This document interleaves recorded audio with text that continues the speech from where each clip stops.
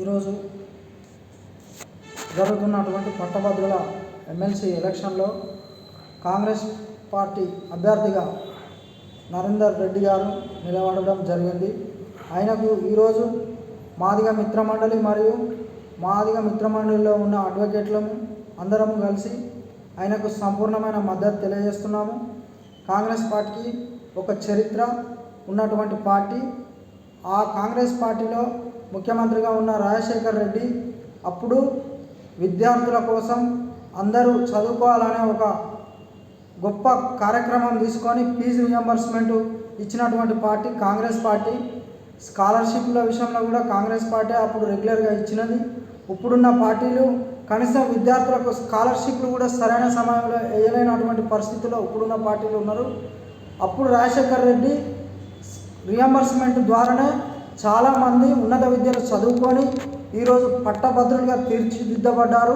కాబట్టి కాంగ్రెస్ పార్టీ యొక్క అభ్యర్థి నరేందర్ రెడ్డి గారికి విద్యావంతులు ఆలోచించి ఓటు వేయగలరని తెలియజేస్తున్నాము.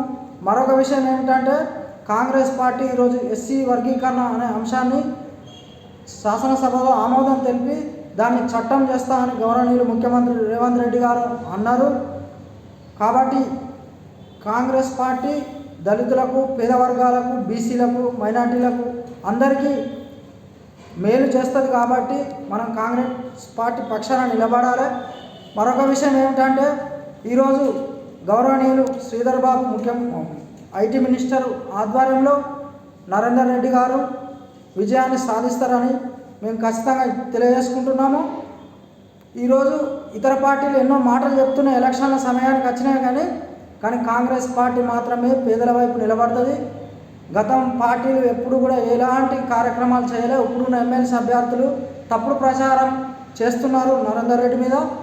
అది కాదు, నరేందర్ రెడ్డి మొట్టమొదటిసారిగా రాజకీయంలోకి ప్రవేశిస్తున్నాడు. ఎమ్మెల్సీ అభ్యర్థిగా విద్యావంతులు ఆలోచించి కాంగ్రెస్ పార్టీ అన్ని వర్గాలకు న్యాయం చేస్తుంది. కాబట్టి కాంగ్రెస్ పార్టీ ఎమ్మెల్సీ అభ్యర్థిని నరేందర్ రెడ్డి గారిని గెలిపించి ఆయన ద్వారా అభివృద్ధి జరగాలని కోరుకుంటున్నాను.